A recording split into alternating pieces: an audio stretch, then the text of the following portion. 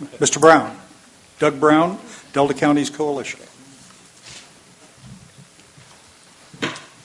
Thank you. Doug Brown. I do think it does make sense to try and get some additional clarity on some of these definitions in here. One of my concerns is related to the visitors serving commercial recreational facilities and having commercial and recreational tied together, because I know the economic sustainability plan is one of the focuses was trying to encourage tourism in the Delta as a way to offset some of the agricultural loss. And so I'm thinking about whether there are bed and breakfasts that could be proposed or other types of uses that aren't specifically related to recreation. And if there's a way that this could be modified to allow those types of uses, so you do encourage some tourism, even if it's not at marinas or maybe it's a facility that's interconnected with a winery operation or something along those lines. I think it would be easy for us to clarify that we envision those uses being included within this definition. I think that would be great. And then related to the industrial and commercial uses to process crops, one of the ways that the Delta Protection Commission dealt with this was to identify a term they stated was ag-oriented commercial and industrial uses. And they identified the ag-oriented commercial and industrial uses because they were trying to encourage ongoing agricultural production and allowing the facilities that would be necessary to ensure that there's a critical mass of agriculture and facilities that support agriculture in the Delta. And an example of that is a crush facility that was recently constructed, the Bogle facility in Yolo County, in the secondary zone. And I think that's what's envisioned in this, but I think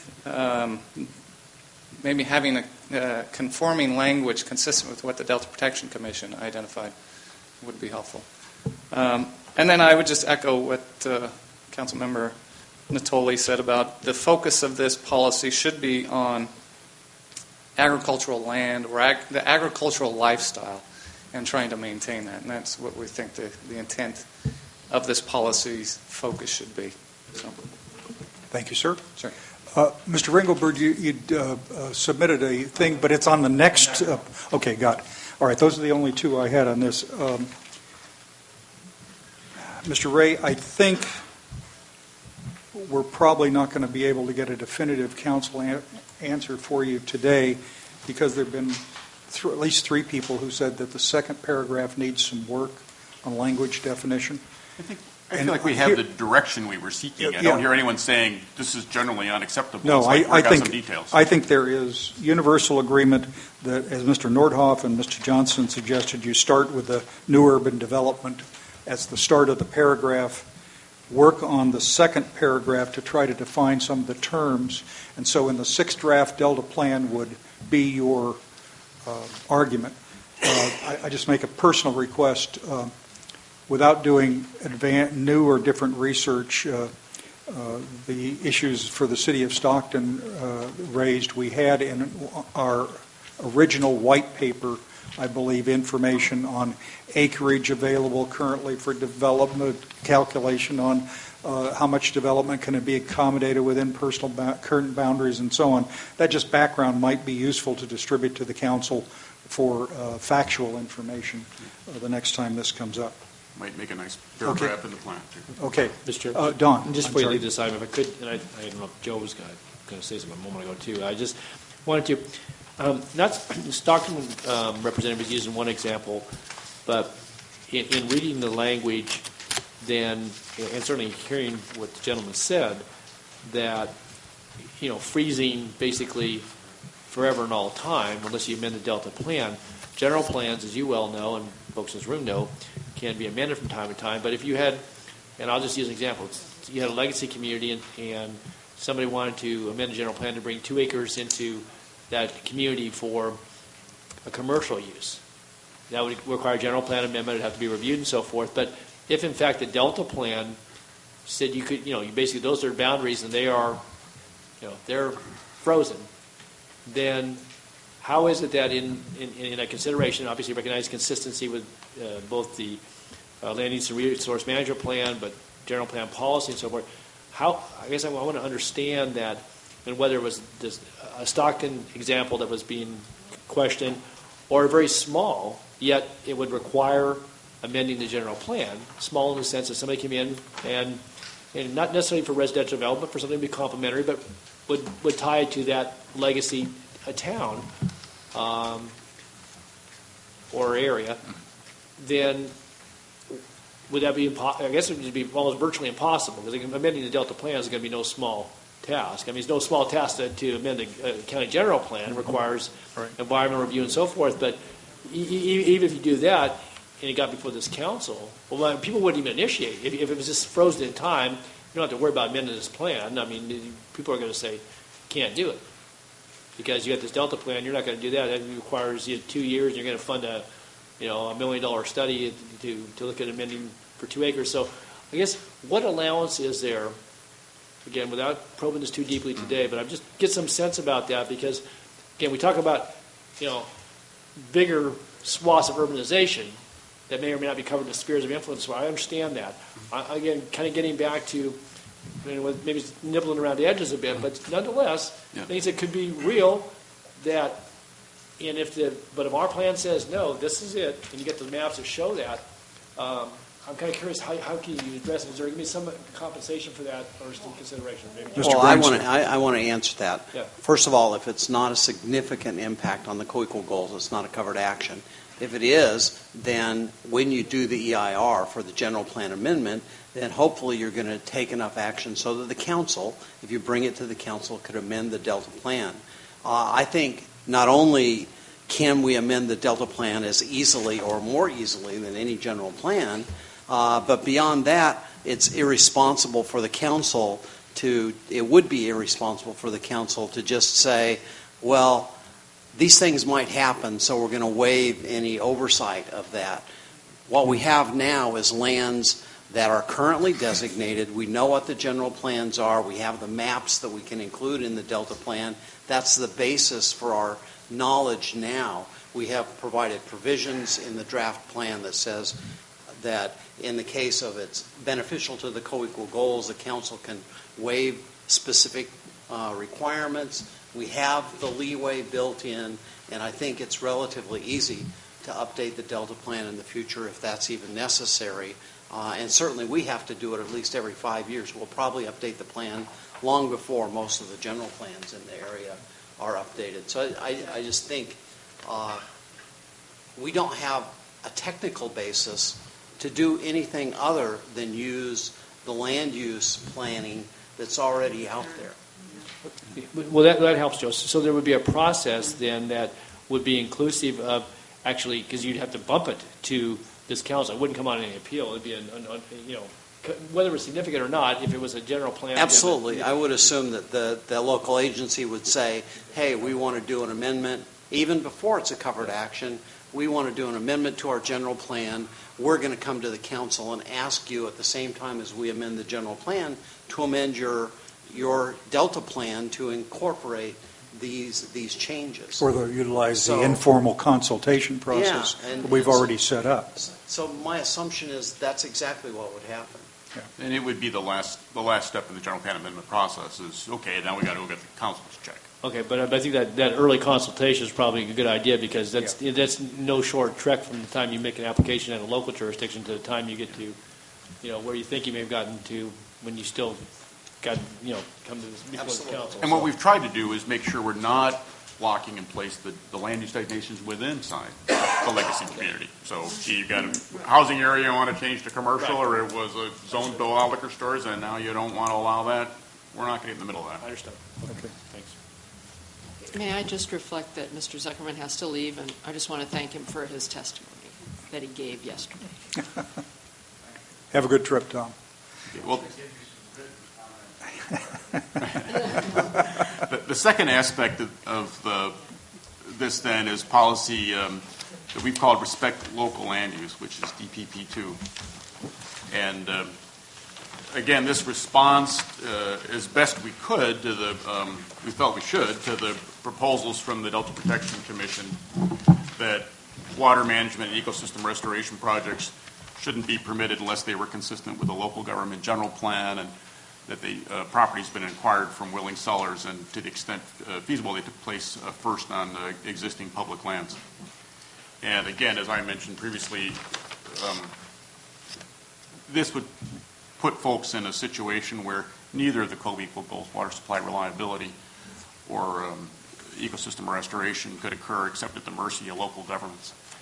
And we really feel that the agencies need to be able to use the full authorities that they have to pursue those two goals. And so, but we do recognize the concerns local government has, and we certainly think it's reasonable that their concerns should be listened to, and that folks who propose land uses that are inconsistent with the local plan do what they can to mitigate impacts either with existing uses or those that are proposed. And so the policy that we're recommending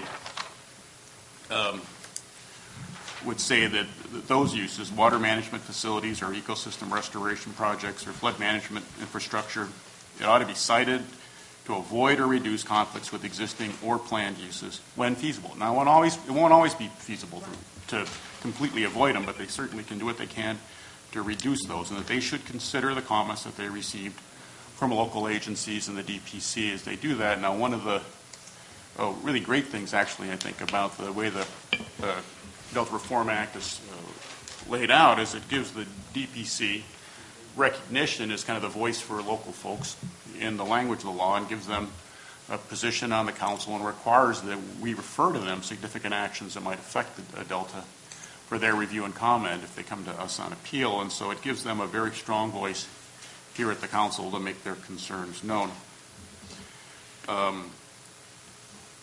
After discussing this with the council last time, we revised our recommendation to suggest that plans for restoration projects should consider sites on existing public lands when feasible, and they're consistent with the project's purpose before privately owned sites are purchased. Now, not a lot of the land that's in public ownership in the Delta, which the biggest ownerships are the Department of Water Resources properties on Sherman and Twitchell Islands. Those properties are probably not suitable for ecosystem restoration. They're too deeply subsided. They couldn't give you the kind of habitats that you need. But there certainly are some that could, and the Department of Fish and Game's properties in Sassoon Marsh are a good example of well-located properties that maybe you would want to consider first before you look to acquire existing lands. And so where feasible, they ought to be, and it can attain the purpose of the project, they ought to consider those sites first, and that they ought to include measures that mitigate conflicts with adjacent land uses. There's a wide variety of things that folks could do. We had one of the mitigation measures that was identified in the environmental impact report were buffers that would prevent adverse impacts to adjacent farmlands, and those can often be a good idea. But we don't believe we should require them to be used in all cases, because that might in some cases require you to go condemn land so you could make sure it was a buffer, even though you didn't need it for your project and the property owner didn't feel you had a problem. So that would be a thing we think they ought to consider but not be required. And so that's the recommendation that we have there. Okay, questions on this one, Don, then Felicia? Oh, I don't have any question. I did note the one word change. It went from shall to should, so it got even a little less emphatic. Is that right? Well, this was an alternate recommendation. Oh. You might consider, our proposal is still shall. Oh, the shall. And if if the council, because this was one of those things that we discussed very late in the day, the last time we were together, and right. Folks kind of wore out and said, well, bring us some choices, and so here's a choice. Oh, okay. All right. I didn't know, because I just saw it on both sides of the page here. So I don't have any other questions, Mr. Chair. I just would say that, again, this was one that the commission spent a good deal of time, and certainly I apprised the council of that. It felt very strongly about it, recognizing obviously what certainly staff here has said, but concern about, as pointed out, one, that lands, because of other proposed activities, would be significant impacts to agriculture, but to communities, and that if you're going to do that, you got to look to state lands and again respect to people's decisions about whether the habitat would be suitable or not. I would just say too, this issue about buffers. The commission some years ago, actually, I think when Dan was still sitting there, we had quite a discussion when we were doing our land use and resource management plan about buffers, and I think it's legitimate to say that you don't want to require them to buy more land for a buffer. On the other hand, the idea that you have a fence or a drainage canal or maybe nothing in between outside of just a service road, and that the buffer, and this goes to safe harbor agreements and everything else about species and what you're trying to mitigate for that, and or intrusion of certain, if you're trying to you're growing tulies over here, but the guy's trying to farm over here and you're worried about intrusion into the farm areas, that buffers are appropriate in lots of cases, and because and it also recognizes that they're not always incompatible uses out there, but a lot of times there are, and that the farmer or the adjacent landowner shouldn't have to provide the buffer de facto for the public agency or somebody else that wants to do this, restoration or habitat project. So I would just say that that's a real important kind of a sub-issue. The bigger issue, obviously, was that the habitat restoration from the standpoint of the Commission and many members of the Commission ought to occur, as stated here, on public lands. And the other provision is recognizing some of the concerns my council members raised last time. The willing seller or willing buyer is a big deal. When you're the landowner that's in the bullseye that want your land for the habitat, no, I want to stay here and farm. No, we got to have it for habitat.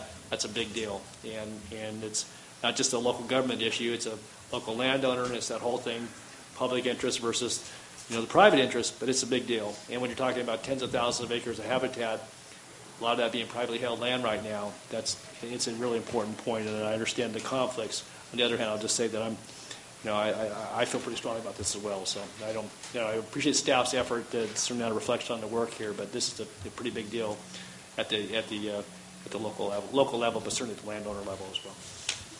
Okay. Let me just raise 3 points with you, Dan. When you explained this to me yesterday, I was having trouble getting into it, and you said, well, this is about public works. It seems to me you want to think about the caption for this policy, because it's, as you explained it, it's really public works, which reads to my, and that public works respecting local land use works for me kind of. But here's the other question. Arguably in the Delta Plan, this is something that applies to any state or local agency infrastructure that fits the definition. And you've included in here language that is only water management, ecosystem restoration, flood management, roads, highways, power lines, gas lines, all of the generic infrastructure that is mentioned in a couple of sections in the Act are ones that conceivably ought to be considered to match up. And by the way, I'm in favor of the when feasible stuff, because I think that is a reasonable modification. I'm not, Don. I can't buy the notion that government gives every property owner veto power over any public works project. But I don't think you want to restrict it just to the named items. I don't think that was even the intent. Because we'll for example, we know within the next 50 years, Caltrans will have some scheme somewhere on some highway expansion, 412 something relocation, and not being mentioned. Arguably, they would not look at this as a consideration, and I think they should.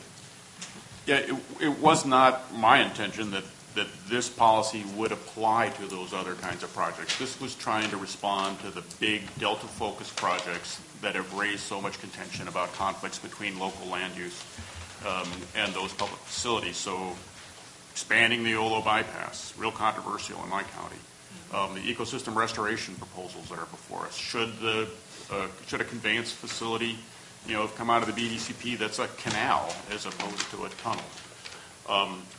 This was what this was trying to get at.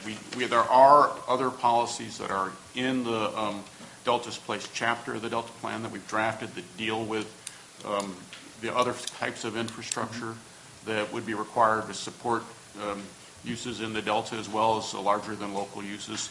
But we haven't tried to get into the details of those. We're trying to focus on some big picture issues here. Okay. All right. Other questions, comments? Okay.